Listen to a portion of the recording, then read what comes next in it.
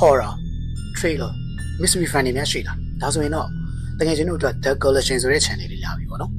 ကျွန်တော်ဒီ channel မှာတော့ horror trailer mystery ဇာတ်ကားတွေတဲကမှလုံးဝကိုအနှစ်ကျတဲ့ဇာတ်ကားတွေကိုကျွန်တော်ပြန်ပြီးတော့ collection လုပ်ပေးပါစိတ်ဝင်စားရဲဆိုရင်တော့ like and follow လေးလုပ်ခဲ့ကြအောင်ဒီ channel အတွက်ကျွန်တော်ပထမအဆုံး collection လုပ်ပေးမယ့်ဇာတ်ကား Shutter Island ဒီဇာတ်ကားရဲ့နာမည်ကိုပြောလိုက်တာနဲ့တီးပြီးသားလူရှိနိုင်တယ်လို့မင်းသားကိုကြည့်ပြီးတော့လေဒီဇာတ်ကားကိုတီးပြီးသားလူရှိနိုင်တယ်အများစုကတော့တီးပြီးသားဖြစ်လိမ့်မယ်ပေါ့နော်မတီးသေးတဲ့လူတွေဆိုရင်တော့ကျွန်တော်ဒီထဲမှာ review ရဲ့ rating ရဲ့ပေးထားတယ်အဲ့ခန္ဓာလေးတွေပြီးတော့လို့ရှိရင်ဇာတ်ကားကိုတော့ကြည့်လိုက်ကြပါအနောက်ဘက်ကဇာတ်ကားရဲ့အနှစ်ချုပ်မှာတော့ spoiler လေးပါမှာမလို့ပါဒီဇလန်က Federal Marshal နဲ့ရောက်စိတ်တဆက်ဆေးရုံကိုလူပြောင်းမှုစုံစမ်းနေရကနေပြီးတော့စတင်တယ်အချိန်အားဖြင့်တော့1954ခုနှစ်ဒုတိယကမ္ဘာစစ်ပြီးပြီးတော့6နှစ်အကြာမှာစတင်တယ်ပေါ့နော်အဲ့တော့ဒီဇလန်မှာလူပြောင်းမှုရဲ့ထုံးစံအတိုင်းပဲသူတို့ရဲ့မေးမြန်းမဲ့လူတွေကိုမေးမြန်းနေတယ်သူတို့သိရှိလာရတဲ့တချို့သောအချက်လေးရှိတယ်အဲ့ထဲမှာ The Lord of Four နဲ့ Who is 67ဆိုတဲ့စာရွက်လေးကဇလန်တစ်ခုလုံးရဲ့အနှစ်ချုပ်လို့လည်းပြောလို့ရတယ်လို့စိတ်ဝင်စားစရာအကောင်းဆုံးရပဲအဲ့စိတ်ထဲကဈေးရုံမှာဆိုရင်ကျွန်တော်တို့အဆောင် ABC ပြင်ကိုမှ Lighthouse တစ်ခုရှိလိမ့်မယ်ပြီးတော့လို့ရှိရင်နောက်ထပ်ထူးခြားချက်အနေနဲ့ကတော့ကျွန်တော်တို့ရဲ့ Federal Marshal အဓိကဆက်ဆောင်ဖြစ်တဲ့ Daniel သူကခေါင်းခိုက်ယောဂါကိုမကြာခဏဆိုသလိုခံစားနေရတယ်ပေါ့နော်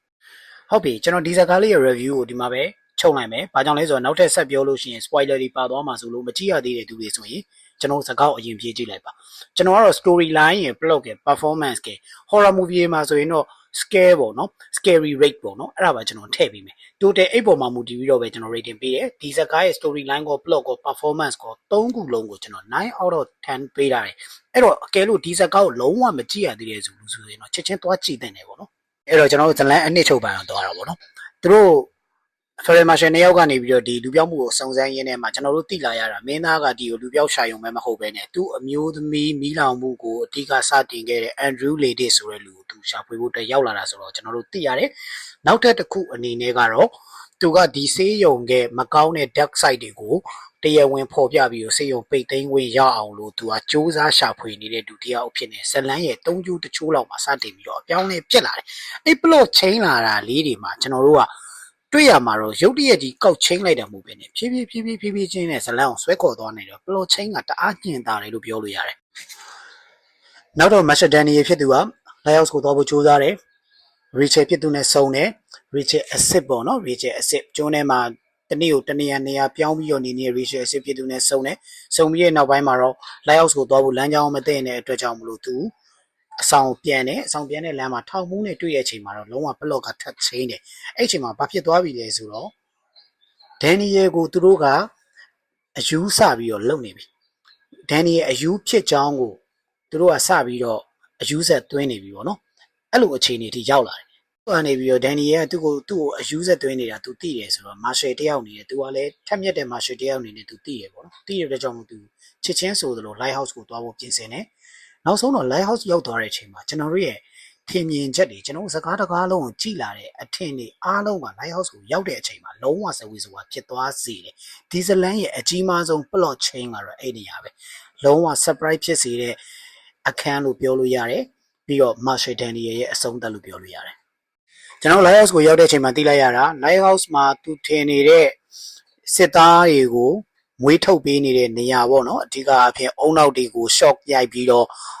့လူသက်ချင်းစိတ်ပဲကြံတဲ့စစ်သားမျိုးတွေကိုမွေးထုတ်ပေးနေတဲ့နေရာအဲ့လိုနေရာဇုံမျိုးဖြစ်မယ်လို့ထင်ပြီးတော့သူရှာဖွေခဲ့တဲ့နေရာမှာတကယ်တမ်းတော့ဘာမှရှိမနေဘဲနဲ့သူ့ရဲ့အဆုံးသက်ပဲရှိနေတယ်သူတို့ရဲ့ဆေးရုံအုပ်ကစောင်းနေတယ်ပြီးတော့သူ့ရဲ့ဒေါက်တာပေါ့နော်တွဲဘက်တစ်ဖြစ်လဲကျွန်တော်တို့တောက်လျှောက်မြင်ခဲ့ရတဲ့သူ့ရဲ့ဒေါက်တာရှောန်ဆိုသူနဲ့သူ့ရဲ့ဆရာဝန်2ယောက်ပဲရှိတယ်ဒီအခြေအနေမှာတော့ကျွန်တော်တို့မှာမေးခွန်းထုတ်စရာတွေအများကြီးဖြစ်သွားပြီအစတည်းက Daniel ကိုအယူဖြစ်အောင်လို့ဒီလိုမျိုးပေါင်းကြံခဲ့ကြတာလားဘာကြောင့်လဲဆိုတော့ဒီဆေးရုံမှာရှိနေတဲ့ dark side တွေကိုမမြင်စေချင်လို့ Marshal Daniel ကဒီကိစ္စတွေကိုစုံစမ်းနေတာကိုသိလို့ဒီလိုပုံစံမျိုးဇလန်းတွတ်သွင်းခဲ့တာလားဒါမှမဟုတ်ရင် Daniel ကိုယ်တိုင်ကပဲဒီဇလန်းကိုစိတ်ကူးရင်ဆဆန်းသွားနေတာကိုဆရာဝန်တွေကလိုက်လုပ်ပေးနေတာလားဆိုတာကိုကျွန်တော်တို့စိတ်ထဲမှာစပြီးတော့ဇဝေဇဝါတော်တော်ကြီးဖြစ်လာစေတဲ့နေရာပေါ့နော်အဲ့တော့ကျွန်တော်တို့တောက်လျှောက်ကြည့်လာတဲ့ Federal Marshal Daniel ရဲ့အကြောင်းကိုခဏလောက်မေ့ပြီးတော့ကျွန်တော်တို့အခုတဖန်ပြောင်းကြည့်ရမှာတော့ Daniel ရဲ့တခြားသော site ပေါ့နော်ဒေါက်တာကုန်းလင်းပြောတဲ့ Marshal Daniel Marshall Daniel ဆိုတာကတော့လွန်ခဲ့တဲ့2နှစ်ကစေယုံကိုရောက်လာခဲ့တဲ့ Andrew Ladies ဆိုတဲ့သူပဲအဲ့တော့ Daniel ရှာနေတဲ့ Andrew Ladies ဆိုတာဘာတူလဲဆိုတော့သူကိုယ်တိုင်ပဲဖြစ်နေတယ်။ဘာကြောင့်ဒီလိုပြောရလဲဆိုတော့ Andrew Ladies ကလွန်ခဲ့တဲ့2နှစ်မှာသူ့အမျိုးသမီးဖြစ်သူကသူ့ရဲ့ခလေးတွေပေါ့နော်ခလေး3ယောက်လုံးကိုရေထဲမှာနှစ်သက်တဲ့ကိစ္စနဲ့ပတ်သက်ပြီးတော့သူ့အမျိုးသမီးဖြစ်သူကိုသူကိုယ်တိုင်တတ်ခဲ့တယ်။အဲ့ဒီအခြေအနေကြောင့်ပဲသူ့ရဲ့စိတ်ယောဂအခြေအနေကအပြင်းထန်ဆုံးအခြေအနေကိုရောက်သွားတဲ့အတွက်ကြောင့်မလို့သူဒီဆေးရုံကိုရောက်လာခဲ့တယ်။သူ့ကလေးတွေကလည်းသူ့မိမကိုယ်တိုင်တတ်လိုက်တဲ့အတွက်ကြောင့်မလို့ညာတိုင်းလိုသူ့ကလေးတွေကိုအိမ်မက်ထဲမှာလည်းပြန်ပြင်းနေလေးရှိတယ်။နောက်တစ်ခုကသူကိုယ်တိုင်ကတကယ်လေ Federal Marshal တယောက်ဖြစ်ခဲ့တယ်။အိမ်မတိုင်ခင်တော့သူကတော့ Dutch ကောင်ချွေးတဲ့စခန်းမှာသူကဂျာမနီတပ်တွေကိုပြန်ပြီးတော့တိုက်ခိုက်သိမ်းပိုက်ခဲ့တဲ့နေရာမှာသူကပါဝင်ခဲ့တယ်။အဲ့အတွက်ကြောင့်မလို့သူကလူပေါင်းများစွာကိုတပ်ဖူးတဲ့အပြင်ကိုမှ Federal Marshal တယောက်ဖြစ်လာတဲ့အချိန်မှာလည်းပဲသူ့အမျိုးသမီးကိုသူတက်ခဲ့ရတဲ့အတွက်ကြောင့်သူ့မှာစိတ်ဝေဒနာကြီးမားစွာရှိနေတယ်။ဆေးရုံရောက်လာပြီးတဲ့နောက်မှာလည်းသူက illusion အကြီးစားဖြစ်တာပေါ့နော်။စိတ်ထင်အောင်တင်မှဖြစ်မှုတွေနဲ့အတူတူသူ့ရဲ့တခြားသောကဘာတစ်ခုကိုသူကိုယ်တိုင်ဖန်တီးလိုက်တယ်။အဲ့ဒီကဘာမှာတော့သူက Federal Marshal Daniel ဖြစ်ပြီးတော့သူ့အမျိုးသမီးဖြစ်သူ Dolores ကတော့ Rachel ဆိုတဲ့လူပြောင်းနေတဲ့အမျိုးသမီးဖြစ်တယ်ပေါ့နော်အဲ့အမှုဆက်ကိုသူခွင်းဆက်ကိုရှာဖွေနေရင်းနဲ့သူကရှင်တန်နေတယ်ဆိုတဲ့ပုံစံမျိုးပေါ့နော်အဲ့ဒီဇလံမျိုးကိုသူကိုယ်တိုင်ဖန်တီးပြီးတော့တခြားသောသူ့ရဲ့ partner တွေသူ့ရဲ့ဆရာဝန်တွေအကုန်လုံးကလည်းသူ့ရဲ့ဇလံထဲမှာဝင်ပြီးတော့တရုပ်ဆောင်ပေးနေကြတာပေါ့အဲ့တော့ကျွန်တော်တို့ The Laws of Four ပါလဲ The Laws of Four ပါလဲဆိုတော့သူ့ရဲ့နာမည်2မျိုးနဲ့သူ့အမျိုးသမီးရဲ့နာမည်2မျိုးက The Laws of Four ပဲ Who is 67ဆိုတဲ့စာဝတ်ကရောပါလဲWho is 67ဆိုတာကတော့သူကိုယ်တိုင်ပဲသူကလူနာ68ယောက်မြောက်ပဲဒါကတော့ကျွန်တော်တို့ဒေါက်တာကောလင်းပေါ့နော်သူတို့ရဲ့ဆေးရုံအုပ်ကြီးပြောပြတဲ့ Marshall Daniel တစ်ဖြစ် Andrew Ladies ကဘဝဆက်ကြောင်းပဲအဲ့တော့ကျွန်တော်တို့မေးစရာက Marshall Daniel ကအမှန်လား Andrew Ladies ကအမှန်တကယ်ရှိရလားဒီနှစ်ခုတော့ကျွန်တော်တို့ဇလန်အဆုံးသက်ထိကိုဆုံးဖြတ်ချက်ချလို့ရမယ့်အရာမဟုတ်ဘာကြောင့်လဲဆိုတော့ဒီနေရာမှာစဉ်းစားစရာအချက်လက်တွေအများကြီးရှိနေတယ်Rachel အစ်စ်ကသာမှန်ခဲ့မယ်ဆိုရင် Marshall Daniel ကအယူလောက်ခံလိုက်ရပဲအကယ်လို့သာ Rachel အစ်စ်ဆိုတာကအစ Daniel ကစိတ်ကူးရင်မှုဆိုရင်တော့ Andrew Ladies ကတကယ်ရှိရသူဖြစ်သွားမယ်ဒီအကြောင်းအရာကိုတော့ကျွန်တော်တို့လက်ခံတဲ့အခြေအနေပေါ်မှာတော့မူတည်မယ်အဲ့တော့တကယ်ချင်းတို့အမြင်လေးတွေလည်းဝင်ရောက်ဆွေးနွေးပြီးသွားအောင်ပါနော်အဲ့တော့ကျွန်တော်ရဲ့အမြင်ကိုလည်းကျွန်တော် sharing လုပ်ပြီးသွားမယ်ကျွန်တော်တို့စကားလုံးတစ်လုံးကြောင့် Andrew Ladies ကတကယ်ရှိရလူလို့ကျွန်တော်ထင်တယ်ဘာကြောင့်လဲဆိုတော့which would be worse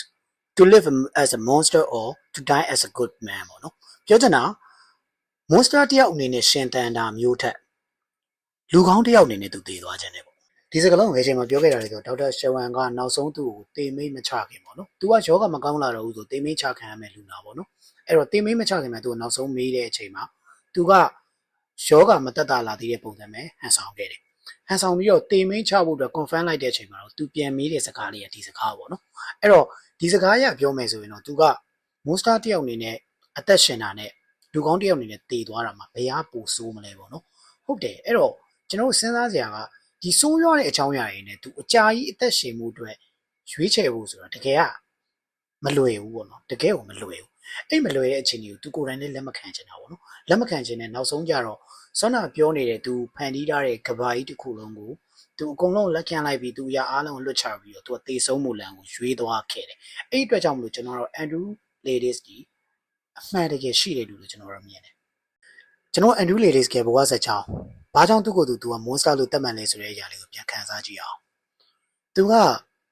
ဂျာမန်တပ်တွေကိုပြန်သိမ်းတဲ့အချိန်မှာ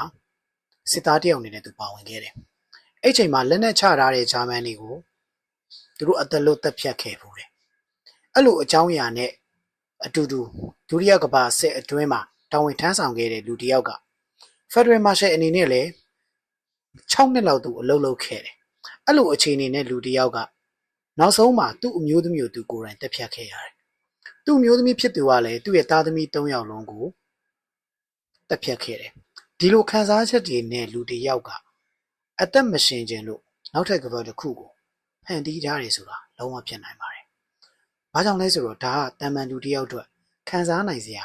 ဘာအကြောင်းပြချက်မှမရှိပါဘူး။ဒါတွေအားလုံးကိုလက်သင့်ခံနိုင်တယ်ဆိုရင်အဲ့ဒါလူတစ်ယောက်ဟုတ်မနေတော့ပါဘူး။လူတိုင်းမှာလက်ခံနိုင်တဲ့ပမာဏဆိုတာရှိပါတယ်။ဒါပေမဲ့ Andrew Ladies ရဲ့အနေထားကတော့သူလက်ခံနိုင်တဲ့ပမာဏတွေထက်ကျော်လွန်သွားပါပြီ။အဲ့အတွက်ကြောင့်မလို့သူဒီအရာတွေအားလုံးကို သူလက်ခံလိုက်တယ်ဆိုရင်တော့မှသူအသက်ရှင်မှုလမ်းကြောင်းသူမရွေးခဲ့တာပါဒါကတော့ဒီဇလန်ရဲ့အဆုံးသတ်ပါဗီဒီယိုဆုံးဖြတ်ကြည့်ရှုပေးတဲ့လူတွေအားလုံးကျေးဇူးများတင်ပါတယ်